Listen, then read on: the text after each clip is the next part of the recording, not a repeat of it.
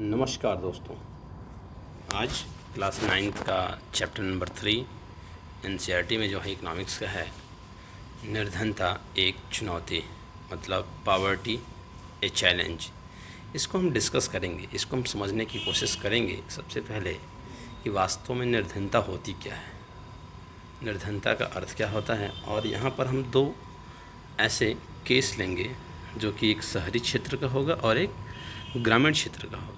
हम अपने आसपास के उदाहरणों के माध्यम से ये समझने की कोशिश करेंगे कि वास्तव में गरीबी है क्या, निर्धनता है क्या, और ये किस प्रकार से न केवल सारे मनुष्यों के लिए वरन पूरे समाज के लिए एक अभिशाप है। इस समाज में एक सबसे बड़ी जो बीमारी है वो है गरीबी। गरीबी के अभाव में किस प्रकार से सारा जीवन एक व्यक्ति का नरक बन जाता है, वो कभी उस जंजाल से मुक्ति नहीं पा पाता है। इन सारी चीज़ों को एक एक करके देखेंगे और ये सरकार के लिए भी किस प्रकार से एक चैलेंज है, इसको देखेंगे और सरकार द्वारा उठाए गए कदमों की भी समीक्षा करेंगे कि सरकार ने इसको दूर करने के लिए क्या क्या कदम उठाए। चलिए शुरू करते हैं। तो सभी दोस्तों को मेरा नमस्कार। शुरू करते हैं आज का चैप्टर। इस अध्याय में आप देखोगे कि निर्धनता के विषय में चर्चा की गई है, जो स्वतंत्र भारत के सम्मुख सबसे बड़ी चुनौती के रूप में देखा गया है। आप इसमें देखोगे कि सामाजिक विज्ञान में निर्धनता के दृष्टिकोण की चर्चा किस प्रकार से है, और साथ में खास तौर पे भारत और विश्व में निर्धनता की प्रवृत्ति क्या रही है। इसे हम समझेंगे निर्धनता रेखा के माध्यम से, अर्थात गरीबी रेखा की अवधारणा के माध्यम से। हम ये भी जानने की कोशिश करेंगे कि हमारे आसपास किस प्रकार की स्थितियाँ व्याप्त हैं। चलिए देखते हैं। आपको देखें, जैसे आप देखोगे कि अपने आसपास के इलाकों में, तो आपको स्पष्ट तरीके से दिख जाएगा कि कौन कौन से लोग निर्धन। जैसे कि गांव में आप देख जाते हैं भूमिहीन श्रमिक हो सकते हैं। शहरों की भीड़ भरी जो आबादी है, वहाँ पर शहरों की भीड़ भरी आबादी में झुग्गियों में रहने वाले लोग हो सकते हैं, चाहे वे निर्माण स्थलों पे काम करने वाले दैनिक वेतन भोगी श्रमिक हो सकते हैं, तो ढाबों में काम करने वाले हमारे बाल श्रमिक हो सकते हैं। इस सारे के सारे लोग आपको ऐसे ही स्पष्ट दिख जाएंगे। चाहे देख सकते हैं कि जो कचड़ा बिनने वाले बच्चे हों, भिखारी हों, सारे के सारे एग्जाम्पल आपको देखने में स्पष्ट समझ में आ जाता है कि आपको नहीं भी बताना होगा तो भी समझ गए ये बच्चे, ये लोग जो दैनिक वेतन पे काम करने के पैसों का भाव देखने को मिलता है, ये सारे लोग गरीब की श्रेणी में आ जाते हैं। वास्तव में आप देखोगे तो देश का हर एक 5वां व्यक्ति, हर 4 व्यक्ति के बाद से 5वें व्यक्ति गरीब। इसका अर्थ ये लगाया गया 2011-12 के आंकड़ा के अनुसार, जनगणना के अनुसार, कि भारत में लगभग 27 करोड़ लोग निर्धनता में जीते हैं। और ये भी अर्थ है कि विश्व में भारत में सबसे अधिक निर्धनों का संकेंद्रण है, मतलब भारत में विश्व का सबसे अधिक गरीब देशों में से एक है। और ये भारत के लिए एक सबसे बड़ी चुनौती शामिल करता है। आज हम एक केस देखेंगे, जो केस है शहरी निर्धनता और एक ग्रामीण निर्धनता। इसमें आप देखोगे ये केस है रामशरण की कहानी।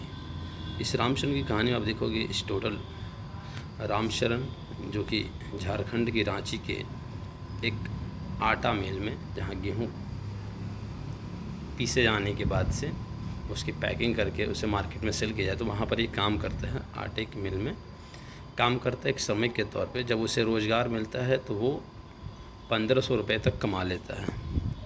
इस पिक्चर में आप देखोगे तो ये है रामशरण, जो कि, और ये है आपका फ्रेश फ्लोर मिल, मतलब ताज़े आटे की मिल, जहाँ पर आटा पीस करके पैकेट में बंद करके बेचा जाता है।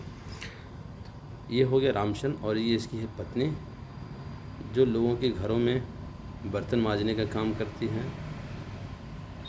इनके 4 बच्चे हैं, एक लड़का, लड़की, मतलब इनके पूरे परिवार में 6 लोग हैं। पति, पत्नी रामशरण और उसकी पत्नी संता देवी। उनके बाल बच्चे हैं 4, 6 माह से लेकर 12 वर्ष तक के बच्चे हैं। जो बड़ी बेटी है, और बेटी जो है बड़ी वाली, वो अपने छोटे भाई बहनों का ख्याल रखती है, और जो भाई उसका है वो दुकान पर चाय वो बेचने का, चाय वो अपना ले और जा पिलाने का काम करता है। यहाँ पर आप देखोगे तो जो आपका रामशरण है, वो जब उसे काम मिलता है तो कभी कभार वो 1500 रुपये तक महीने कमा लेता है। संता है अपने पति का हाथ बटाने के लिए क्या करती है कि कुछ घरों में जाकर झाड़ू पोछा बर्तन वगैरह करने का काम करके 800 रुपये ये कमा लेती है, तो 300 रुपया उसका बेटा कमा लेता है चाय जाकर पिला करके। तो टोटल ये 1500 पा लिया, 800 पा लिया, 300, टोटल ये सब पा गए 2600 रुपये। कितने पा गए लोग? 2600 रुपये लगभग महीने का इनका इनकम है। जबकि इनके घर में 6 लोग हैं, साथ ही साथ इनके गांव, इनके माता पिता, इनके पैतृक गांव जो कि रामगढ़ है, वहाँ पर इनके माता पिता रहते हैं, जो कि यहाँ पर आपको स्पष्ट दिख जा रहे हैं माता पिता।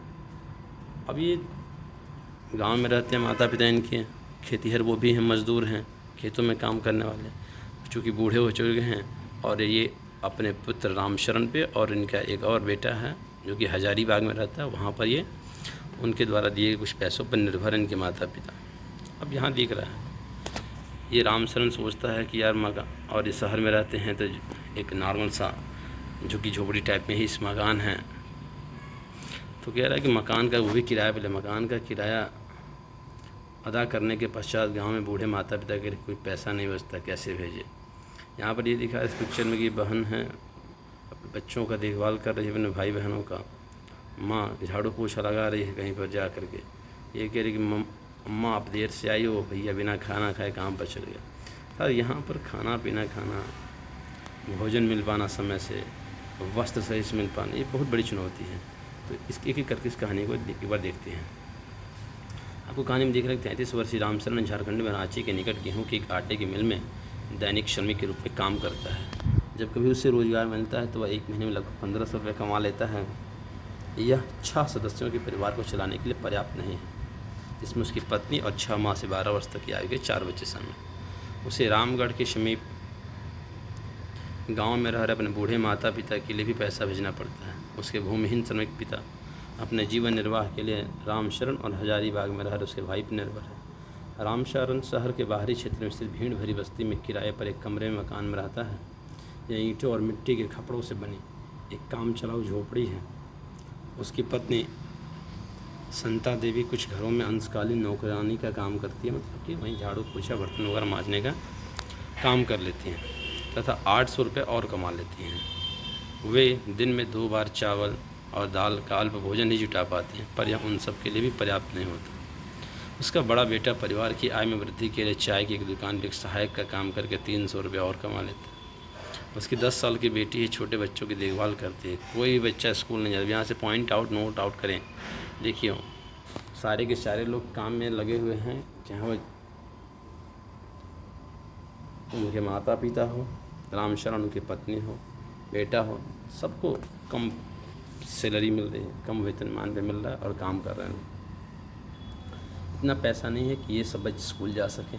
प्रत्येक के पास 2 जोड़े फटे पुराने कपड़े ही हैं, मतलब एक सेट शर्ट पैंट यदि है, एक सेट पहना, दूसरा एक कस रखा है, एक गंदा हुआ दूसरा फिर पहन लिया। इसी प्रकार से है अपना, प्रत्येक के पास 2 जोड़े फटे पुराने कपड़े ही हैं, वो भी नए नहीं है, फटे पुराने। नए कपड़े तभी खरीदे जाएंगे जब पुराने कपड़े बिल्कुल ही पहनने योग्य नहीं रह जाएँ। इनके लिए जूता पहनना एक विलासिता की वस्तु है। ये उसी प्रकार से जैसे आप और बहुत सारे लोगों में बड़ी बड़ी गाड़ियाँ, कार, 4 व्हीलर 2 व्हीलर जितने भी हैं, महंगे महंगे आइटम सामान, मोबाइल्स वगैरह खरीदना एक विलासिता की वस्तु मानी जाती है। उसी प्रकार इनके लिए जूता पहनना भी विलासिता की वस्तु मानी जाती है। छोटे बच्चे अल्प पोषित रहते हैं, अर्थात जब इन्हें पर्याप्त मात्रा में भोजन नहीं मिलेगा, न्यूट्रिशंस नहीं मिलेंगे, तो वैसे ही बीमार पड़ेंगे। जब बीमार पड़ते हैं तो उन्हें चिकित्सा की कोई सुविधा नहीं मिलती है। ये कहानी दिखा रही है शहरी निर्धनता की। वहीं एक केस आपको ग्रामीण निर्धनता की दिखेगी, जहां लखा सिंह उत्तर प्रदेश में मेरठ के पास एक गांव का रहने वाला है। लखा सिंह की फ़ोटो में दिखा रहा हूँ आपको। ये लखा सिंह, ये कहानी उत्तर प्रदेश के मेरठ जिले। यहाँ पर लखा सिंह खेतों में काम करने वाले श्रमिक हैं, बड़े घरानों में खेतों में काम करते हैं।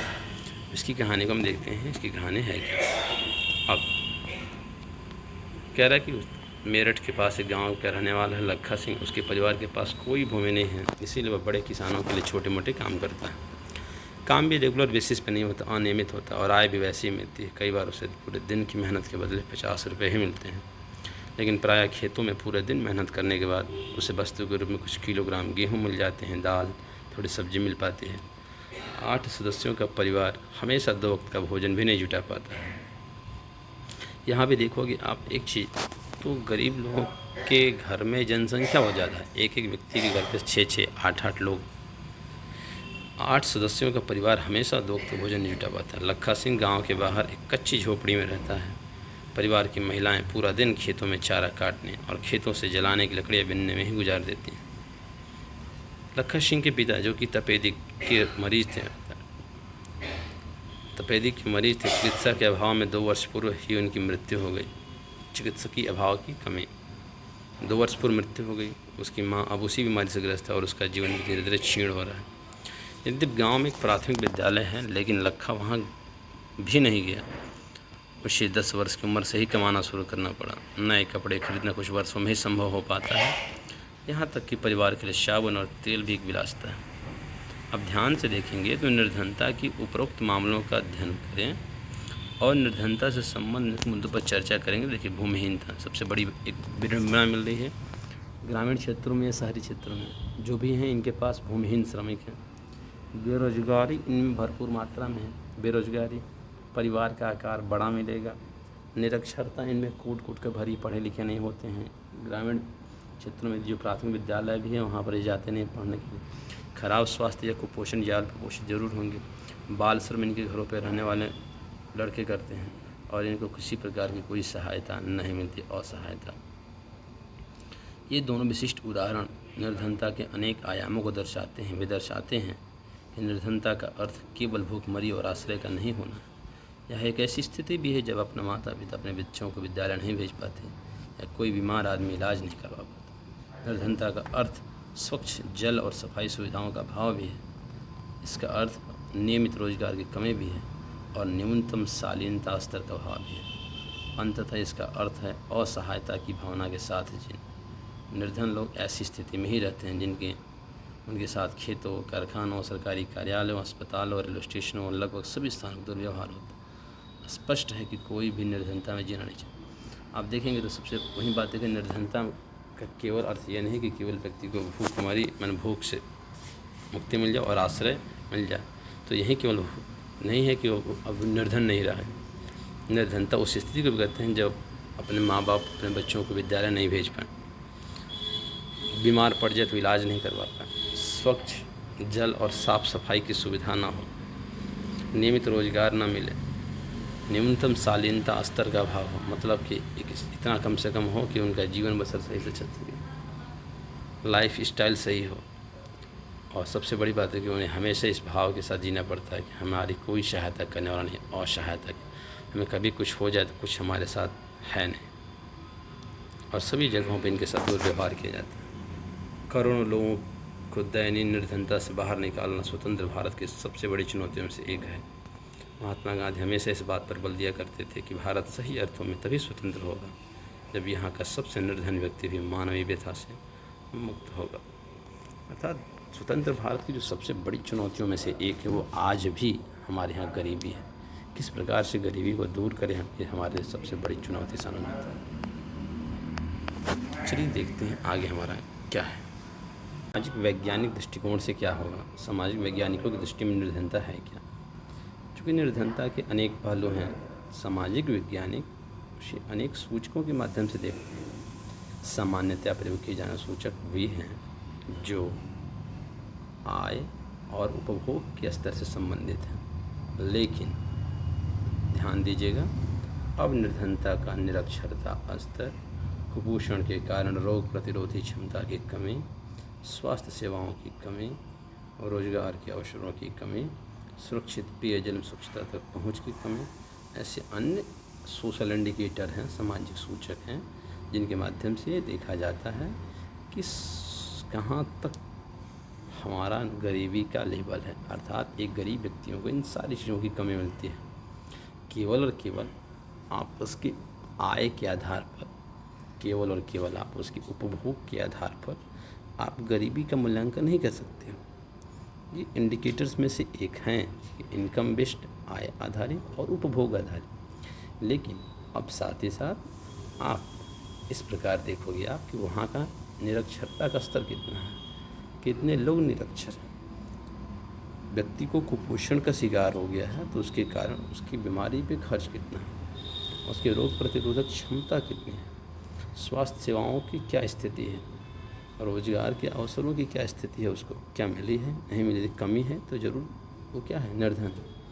क्या उसे सुरक्षित पेयजल मिला है, साफ़ सुथरा स्वच्छ जल मिला है, स्वच्छता तक उसकी पहुंच है या नहीं है। इन सारे सामाजिक सूचकों के माध्यम से हम देखेंगे कि व्यक्ति गरीब है या क्या है।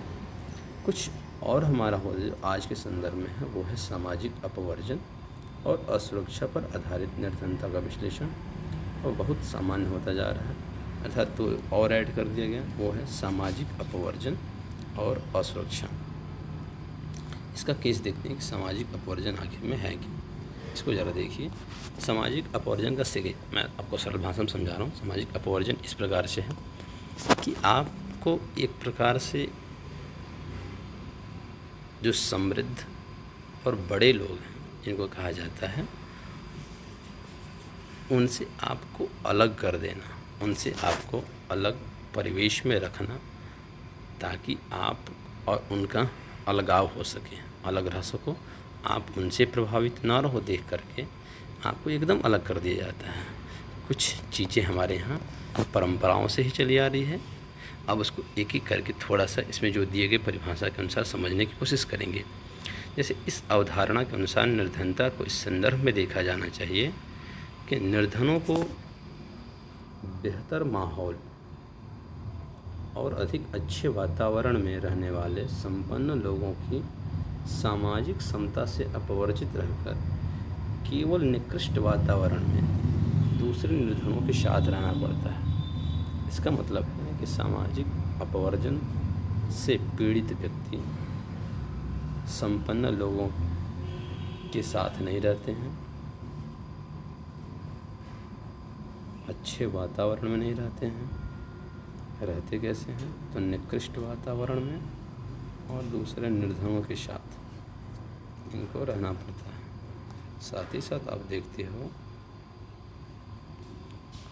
तो सामान्य अर्थ में सामाजिक अपवर्जन, आप कह सकते हैं, ऐसे क्वेश्चन बन सकता है कि सामाजिक अपवर्जन सोशल, एक प्रकार से कहें तो क्या है, सामाजिक अपवर्जन, डाइल्यूजन कहें या इंक्लूजन, इंक्लूजन का समावेश साथ में आना, अपवर्जन हटाना, एक प्रकार से अलग करना।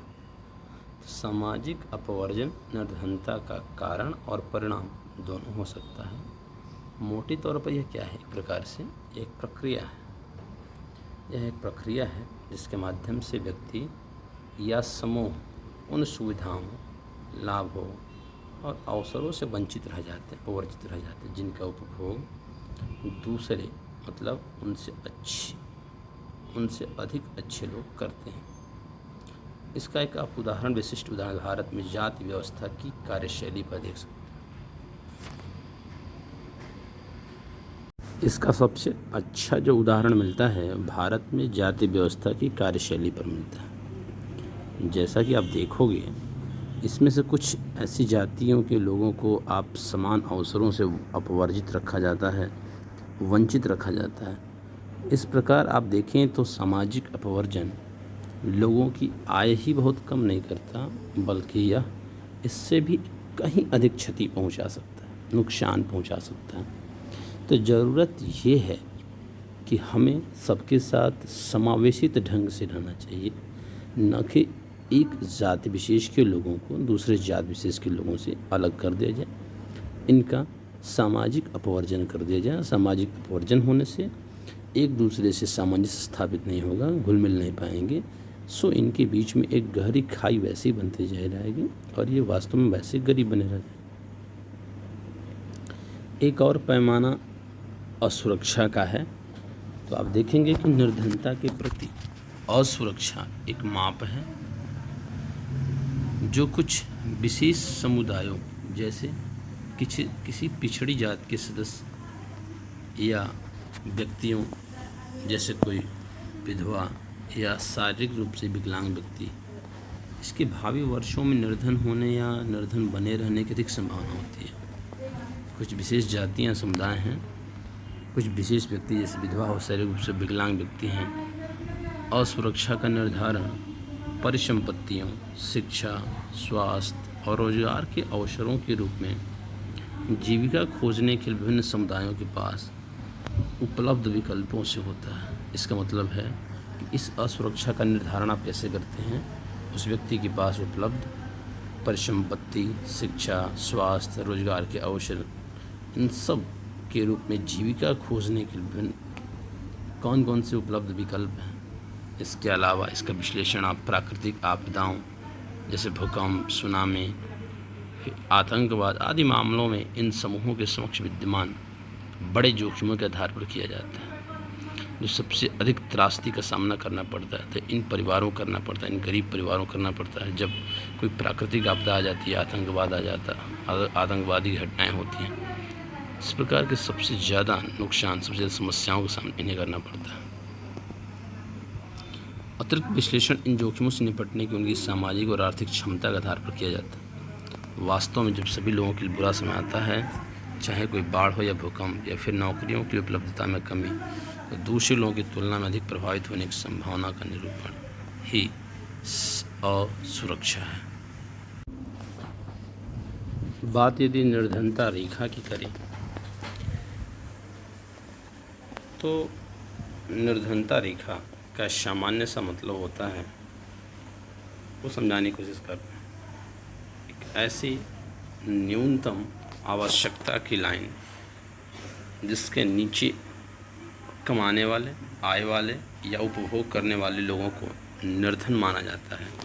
और ये जो आकलन होता है ये देश, काल एवं परिस्थिति के अनुसार अलग अलग होता है। जैसे इस भारत में आज भी किसी व्यक्ति के पास कार होना एक विलासिता की वस्तु मानी जाती है। बहुत अमीर घरानों में जिसके पास पैसा काफ़ी अच्छा आ रहा तो उसे कहा जाएगा उसके पास कार है, जबकि अमेरिका में एक साधारण परिवार के पास भी एक कार होगा तो वहाँ वो विलासिता की वस्तु नहीं है, वहाँ वो नॉर्मल चीज़ है। जबकि हमारे यहाँ विलासिता की वस्तु हो जाती है। वहाँ पर वो इनकम का लेवल क्या है, तो वहाँ का गरीब क्या कहलाएगा, हमारे यहाँ का गरीब क्या कहलाएगा। तो ये इसमें अंतर होता है। वहाँ का उपभोग स्तर क्या है, हमारे उपभोग स्तर क्या है, इसमें अंतर होता है। तो जब हम बात करते हैं इसी निर्धनता रेखा का, तो हमारे पास आता है दो तरीके, या तो आय के आधार पर या उपभोग के आधार पर। तो आय या उपभोग के आधार पर हम बात करते हैं कि जब हमारा एक स्तर एक ऐसे न्यूनतम स्तर से गिर जाए जो हमारे न्यूनतम आवश्यकताओं को भी पूर्ण करने में सक्षम ना हो पाए, तो हम कहते हैं कि हम गरीब हैं। इसके लिए सब देश एक काल्पनिक रेखा का प्रयोग करता है जो उसके सामाजिक मानदंडों के अनुरूप कार्य करता है। मैंने बता दिया। अब भारत में निर्धनता रेखा का निर्धारण करते समय जो आवश्यक वस्तुएं होती हैं जैसे कपड़े, खाद्य सामान, जूते, ईंधन, प्रकाश, शैक्षिक एवं चिकित्सा संबंधी आवश्यकता, इन चीज़ों को क्या करते हैं कि हम जो इनकी वैल्यू है, इनका जो प्राइस है, इससे मल्टीप्लाई करा के और पता करेंगे कि आखिर में इन सब को उपभोग करने के लिए कम से कम कितना मुझे चाहिए पैसे। तो ये पता चलता है आय के आधार पर। लेकिन साथ ही साथ हम कुछ चीज़ें होती हैं जैसे कि दाल, दूध, अनाज, सब्जी, तेल, दूध, ये सब जो हैं जिनका देखते हैं कि ये कितनी कैलोरी देते हैं जिससे एक व्यक्ति को कम से कम उसकी आवश्यकता उसकी पूरी हो जाए। तो ये होता है तो उपभोग के स्तर पर कितना उपभोग कर रहा है व्यक्ति इन चीज़ों, खाद्य पदार्थों, इन सब चीज़ों की कैलोरी की कितना पूर्ति करता है उसके आधार पर, दो आधार पर, एक इनकम आधार पर, आय के आधार पर, और दूसरा उस कितना वो कैलोरी प्रदान करता है जीवित रहने के लिए, सेंस में एक न्यूनतम आवश्यकता को कंप्लीट करे, फुलफिल करे। इसमें भी आयु, लिंग, काम करने की प्रवृत्ति, इसके आधार पर कैलोरी की आवश्यकताएं बदलती रहती हैं। जैसे भारत में जो इसका स्वीकृत मानदंड है, ग्रामीण स्तर पर 2400 कैलोरी यदि प्रति व्यक्ति प्रतिदिन, और नगरीय क्षेत्रों में 2100 कैलोरी प्रति व्यक्ति प्रतिदिन का है। क्योंकि ग्रामीण क्षेत्रों में लोग काम करने वाला अधिक फिजिकल वर्क होते हैं, शारीरिक श्रम ज़्यादा करते हैं, तो उन्हें ज़्यादा कैलोरी की आवश्यकता होती है, जबकि शहरी क्षेत्रों में कई समय की उन्हें कम शारीरिक मेहनत करना होता है। बात आप देखोगे तो इनके कमाने का आय के आधार पर तो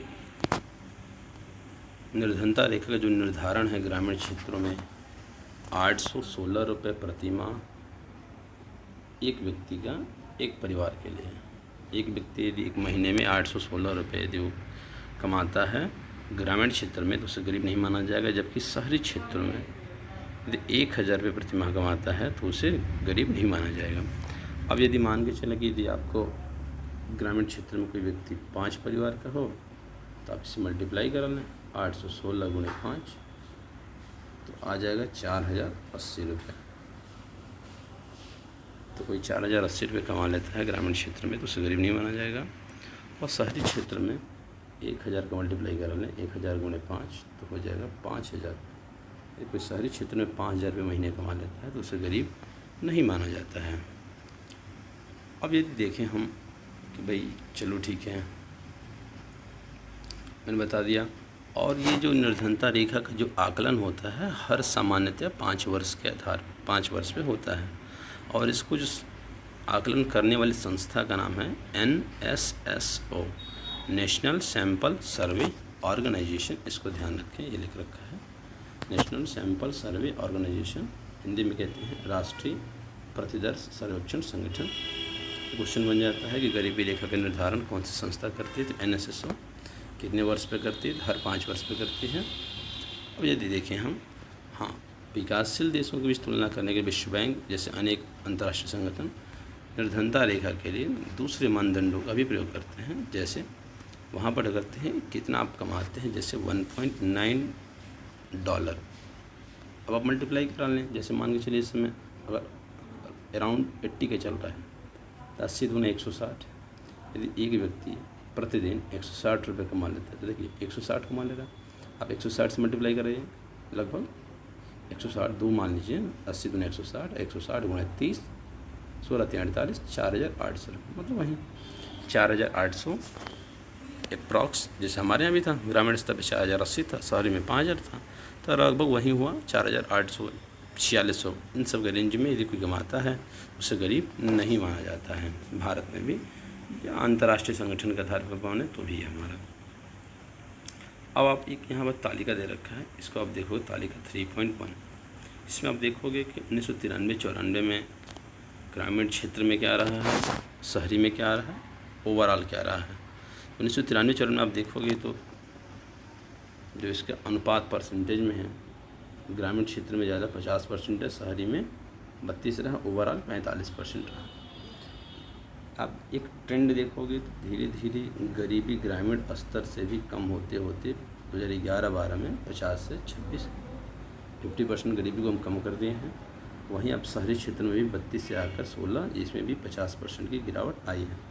ओवरऑल भी देखोगे तो 45 का आधा पहुंच गया है 22% में, ये परसेंटेज में है कमी आई है। निश्चित तौर पर भारत में निर्धनता की गरीबी को भारत ने एरेडिकेट किया है, कम किया है। वहीं आप देखो करोड़ में संख्या में देखोगे, नंबर फिगर में ग्रामीण क्षेत्र में 329 करोड़, ग्रामीण क्षेत्र में 329, शहरी में 75, टोटल 404 ये दे रखा है, डेटा दे रखा है। इसमें देखोगे कमी देखने को मिलती है, 329 से सीधे आ गया है 217 पे, 75 से आ गया 53 पे, 404 से आ गया है आपका ओवरऑल दिख रहा है आपको 270 पे। अब ये देखेंगे हम, इसको चर्चा कर रहे हैं वहीं पे, यहाँ पे देखिए यहाँ दे रखा है कि भारत निर्धनता अनुपात में कमी आई है वगैरह सारी चीज़ें दे रखी है। इसमें कोई बहुत बड़ी बात नहीं, जो मैंने समझा दी इस मैटर से। चलिए आगे बढ़ते हैं। इसमें असुरक्षित समूह क्या कहलाता है। निर्धनता रेखा से नीचे के लोगों का अनुपात भी भारत में सभी सामाजिक समूहों और आर्थिक वर्गों में एक समान नहीं है। जो सामाजिक समूह निर्धनता के प्रति सर्वाधिक असुरक्षित हैं वे अनुसूचित जाति और जनजाति, अनुसूचित जनजाति के परिवार। इसमें देखिए असुरक्षित समूह का सिंपल सा मतलब है कि निर्धनता में भी बहुत सारे ऐसे परिवार हैं जो उस निर्धनता की रेखा से भी बहुत नीचे, अर्थात वे सामाजिक प्रकार से बहुत ही गरीबी का स्तर है, और ये गरीबी का स्तर बहुत ज़्यादा होता है इसमें अनुसूचित जाति में और अनुसूचित जनजाति के लोगों में। इसी प्रकार आप देखोगे तो आर्थिक समूहों में सर्वाधिक जो असुरक्षित समूह है वो है ग्रामीण कृषि श्रमिक परिवार। जाति विशेष में देखोगे तो अनुसूचित जाति और अनुसूचित जनजाति के लोगों में आएगा, परिवार आ जाएंगे। आर्थिक समूह की बात करोगे आप तो सबसे असुरक्षित समूह मिलेगा आपको ग्रामीण कृषि श्रमिक परिवार। ग्रामीण क्षेत्रों में जो कृषि श्रमिक हैं, एग्रीकल्चरल लेबर, जो लेबरों का परिवार है वो। और शहरों में बात करो तो अनियत मजदूर, मतलब डेली बेसिस पे काम करने वाले, वो भी फिक्स नहीं होता कब काम मिलेगा कब नहीं मिलेगा। वैसे लोग सबसे असुरक्षित समूह माने, इनका कोई भरोसा नहीं है। किसी प्रकार की प्राकृतिक आपदा हो या कुछ संकट आ जाता है तो सबसे ज़्यादा खतरा इन्हीं पर होता है। अब यदि देखते हैं कि इसका 3.1 में इन सभी समूह निर्धन लोगों के प्रति दर्शाया गया। यद्यपि निर्धनता रेखा के नीचे के लोगों का औसत भारत में सभी समूहों के लिए 22 है। अनुसूचित जनजातियों के 100 में से 43 लोग अपनी मूल आवश्यकताओं को पूरा करने में असमर्थ हैं। यहाँ आंकड़ा देखिएगा, अनुसूचित जनजातियों मतलब ST कम्युनिटी के लोगों में बोला कि 100 में से 43 लोग अपनी मूल आवश्यकताओं को भी पूरा करने में असमर्थ हैं। इसी तरह आप नगरीय क्षेत्रों में देखोगे तो 34% अनियत मजदूर निर्धनता रेखा से नीचे हैं। लगभग 34% अनियत कृषि ग्रामीण क्षेत्र में और 29% अनुसूचित जातियाँ भी निर्धन हैं। अनुसूचित जाति या अनुसूचित जनजाति के सामाजिक रूप से सुविधा वंचित सामाजिक समूहों का भूमिहीन और नियत दिहाड़ी श्रमिक होना उनकी दोहरी असुविधा की समस्या गंभीरता को दिखाता है। एक तो भूमिहीन है, अनियत दिहाड़ी श्रमिक हैं तो अलग समस्या है, डबल इनको मार पड़ जा रही है।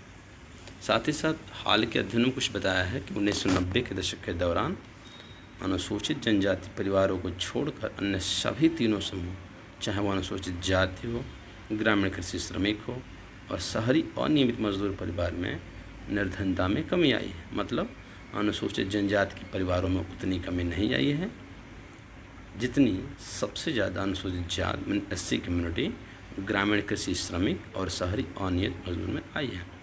इन सामाजिक समूहों के अतिरिक्त परिवारों में भी आय असमानता है। समूहों के अतिरिक्त परिवारों में भी आय की असमानता है। निर्धन परिवारों में सभी लोगों को कठिनाइयों का सामना करना पड़ता है, लेकिन कुछ लोग दूसरों से अधिक कठिनाइयों का सामना करना पड़ता है। जैसे कुछ संदर्भों में महिलाओं, वृद्ध लोगों और बच्चियों को भी ढंग से परिवार के उपलब्ध संसाधनों तक पहुँच से वंचित किया जाता है। अब यहाँ पर समझाने की बात है, एक तो हुआ जाति समुदाय के आधार पर कौन वर्ग क्या है। अब परिवार के स्तर में भी, परिवार में भी किसको ज़्यादा, परिवार में सबसे ज़्यादा जो मिलती है समस्या वो मिलती है वृद्ध पुरुषों को, महिलाओं को, बच्चियों को। संसाधनों को कम दिया जाता है, पहुंच से वंचित किया जाता है। अब जैसे कि यहाँ कहानी दी जा रही है, यहाँ कहानी है एक तमिलनाडु के गांव, कस्बा है करूर नामक, वहाँ शिवरमन की कहानी है।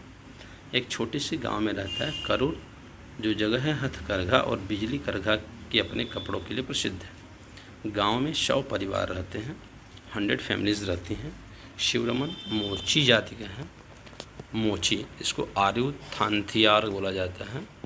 वह 160 रुपये प्रतिदिन के हिसाब से खेतिहर मजदूर के रूप में काम करता है, लेकिन उसे यह काम वर्ष में मात्र 5 या 6 महीने ही मिलता है। अन्य समय में वह गांव में दूसरे छोटे मोटे काम करता है। उसकी पत्नी शशिकला भी उसके साथ काम करती है, लेकिन इन दिनों उसे कभी कभी काम मिल पाता है। यदि मिलता भी है तो उसी काम के लिए जो शिवरमन करता है 160 रुपये में उसे मिलते 100 रुपये। परिवार में 8 सदस्य हैं। शिवरमन की 65 वर्ष की विधवा माँ बीमार है और प्रतिदिन के कामों से सहायता की आवश्यकता पड़ती है। उसकी 25 वर्ष की एक अविवाहित बहन भी है और उसके अपने 4 बच्चे हैं, जिनकी आयु 1 वर्ष से 16 वर्ष के बीच। उनमें से 3 लड़कियां हैं और सबसे छोटा बेटा है। कोई भी लड़की विद्यालय नहीं जाती है। लड़कियों के लिए विद्यालय की पुस्तकें और अन्य वस्तुएं खरीदना विलासिता है और इसके बस के बाहर है। फिर एक दिन उनकी शादी भी करनी है, इसीलिए वह अभी भी उनकी शिक्षा पर खर्च नहीं करना चाहता। उसकी माँ की अब जीने की कोई इच्छा नहीं है और वह मृत्यु की प्रतीक्षा कर रही है। उसकी बहन और सबसे बड़ी लड़की घर का काम करती है। शिवरमन अपने बेटे को बड़ा होने विद्यालय भेजना चाहता है। उसकी अविवाहित बहन की उसकी पत्नी के साथ नहीं बनती। शशिकला उसे एक बोझ समझती है। लेकिन शिव रमन धन की कमी कारण उसके लिए कोई योग्य वर नहीं ढूंढ पा रहा। यद्यपि उसके परिवार को 2 जून की रोटी के प्रबंध करना कठिन हो रहा है, शिव रमन मात्र अपने बेटे के लिए कभी कभी दूध खरीद लेता है।